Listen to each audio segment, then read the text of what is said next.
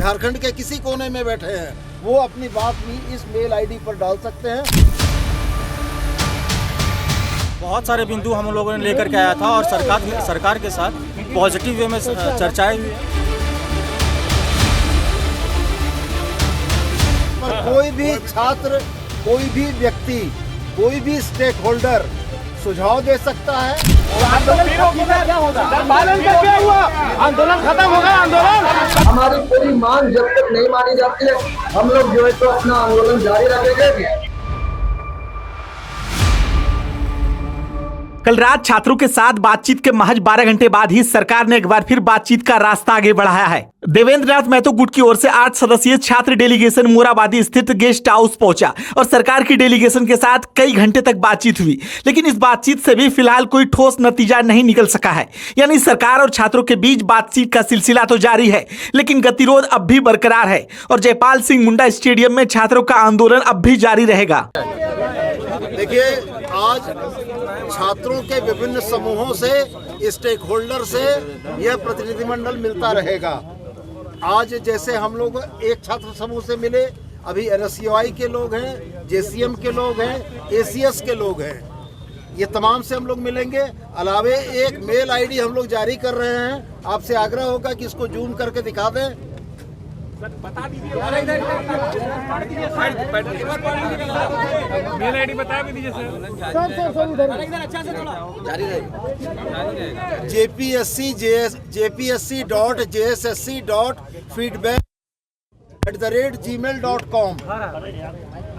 कड़ी सुरक्षा के बीच छात्र डेलीगेशन को मोराबादी गेस्ट हाउस लाया गया। शाम 7:23 पर सरकार की ओर से मंत्रियों और अधिकारियों का प्रतिनिधिमंडल गेस्ट हाउस पहुंचा। इसके कुछ देर बाद ही छात्रों का डेलीगेशन भी बातचीत के लिए अंदर पहुंचा। स्टेट गेस्ट हाउस के बाहर सुरक्षा का पुख्ता इंतजाम किया गया था। बातचीत में शामिल दोनों पक्षों के प्रतिनिधियों के अलावा किसी भी व्यक्ति को अंदर आने की अनुमति नहीं थी। सरकार की तरफ से बातचीत में मंत्री दीपिका पांडे सिंह, सुदीप कुमार सोनू, चमरा लिंडा और संजय प्रसाद यादव के साथ अवर मुख्य सचिव अजय कुमार सिंह शामिल रहे। वहीं छात्रों की ओर से डेलीगेशन ने अपने तमाम मांगे सरकार के सामने रखी। छात्रों ने JPSC, JSSC परीक्षाओं में कथित अनियमितताओं, परीक्षा प्रक्रिया में पारदर्शिता और जांच समेत कई मुद्दों पर सरकार से ठोस कार्रवाई की मांग की। कई घंटों तक चली इस बैठक के बाद जब सरकार के प्रतिनिधि बाहर निकले तो मंत्री की ओर से कहा गया कि सरकार छात्रों के बीच मांगों पर विचार कर रही है। यानी सरकार की तरफ से अभी किसी मांग को मानने की स्पष्ट स्थिति की घोषणा नहीं हुई है, लेकिन बातचीत के जरिए समाधान निकालने का रास्ता जरूर खुला है। उधर बातचीत के बाद छात्र प्रतिनिधियों ने इसे सकारात्मक बताया।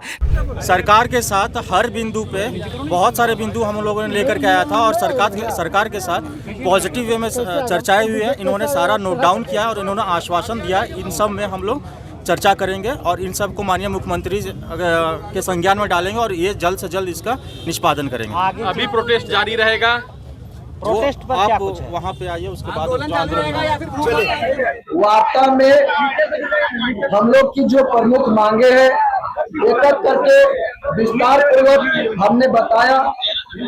हमारी प्रमुख मांगे को ध्यान से सरकार के डेलीगेट्स में जो भी मंत्री थे उन्होंने सुना और उन्होंने आश्वासन दिया कि आपकी जितनी भी प्रमुख मांगे हैं इस पर हम लोग विचार करेंगे।